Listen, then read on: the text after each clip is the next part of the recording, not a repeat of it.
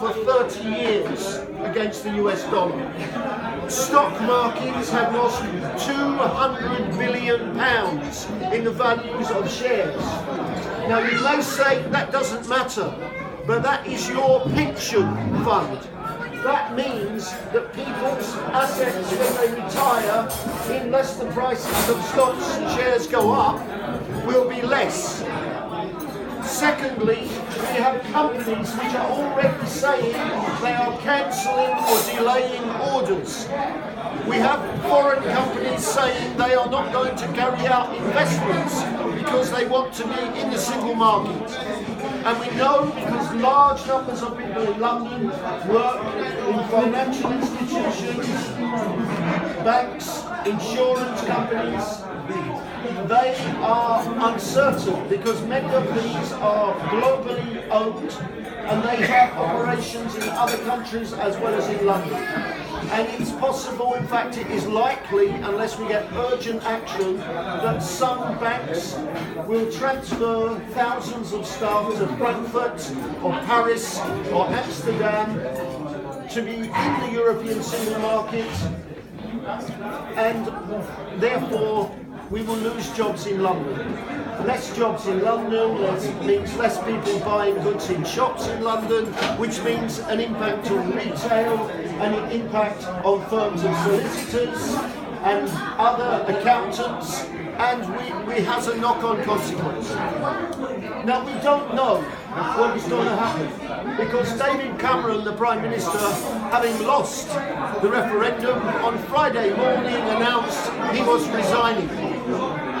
Initially, we were told there would be a new Prime Minister elected not by the public, but by the Conservative Party members in October. But because of the uncertainty, they've rushed it forward. It's now going to be on the 2nd of September. We will know who the Conservatives have chosen. We don't know who that will be because nominations are open until tomorrow, the end of the week, and there are already several candidates that we know will stand, probably 6 or 7 different Conservative MPs. That's the first situation. Everybody thinks that it will be Boris Johnson, but that is uncertain, and in the past everybody thought it would be Michael Portillo, and in fact they chose Ian Duncan Smith. Remember him? Okay, so at the same time, there is a big body of opinion in the Labour Party that are very unhappy that we lost the referendum as well, particularly young people. And as a result, members of the Labour Party have been very critical of our leader Jeremy Corbyn because there has been a feeling that he was not really vigorously and unambiguously campaigning for Remain. We had a very difficult meeting of the Parliamentary Labour Party on Monday evening. I can't tell you what happened, it's supposed to be confidential, but it's all been in the newspapers. You can read The Guardian, you can read Huffington Post, you can read it all there, all the quotes.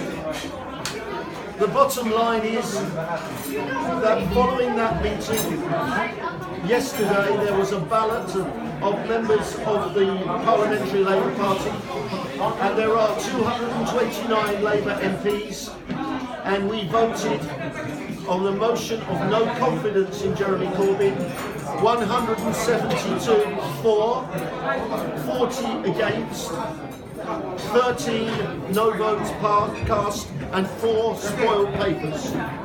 80% of the parliamentary party. And since then, today, the deputy leader of the party, also elected by the members, Tom Watson, the former leader, Ed Miliband, the former acting leader, Harriet Harman, the former leader and Prime Minister, Gordon Brown, and many others have called for Jeremy to stand down so we can have a new leader. As of this moment, and things are moving every hour or every minute, Jeremy is refusing to stand down, and I understand that tomorrow afternoon a candidate to challenge Jeremy will be announced from amongst the Labour members of Parliament. As of tonight, I think that will be Angela Eagle, but I cannot be sure because things are moving all the time. We had the shadow cabinet with 95 and the shadow government team of 95 people appointed by Jeremy as leader, and more than 60 of them have already resigned. And he has appointed some others, but we are the parliamentary party. I have never, in 24 years in Parliament, I have never been in a situation like this.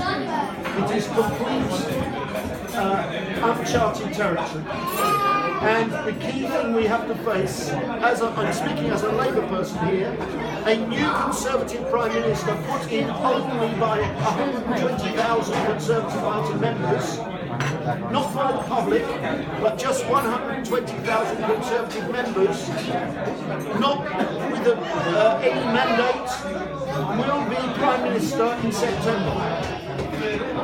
There is an overwhelming case because of the financial turmoil, the uncertainty, whoever that is. We have to have confidence and stability. So I expect an early general election. And one of the driving things in the Labour Party debate is that Labour MPs don't think Jeremy Corbyn can win a general election, and therefore we have decided, because particularly our colleagues in the north of England, in places which voted to leave the EU, where there are Labour MPs, and also in London some, they have said to us, we have to have a change of Labour leader. So that is where we are. Everything is moving, and by next week we may have some clarity. I can't say any more at this moment. I did vote for the no confidence in Jeremy, along with 171 other MPs.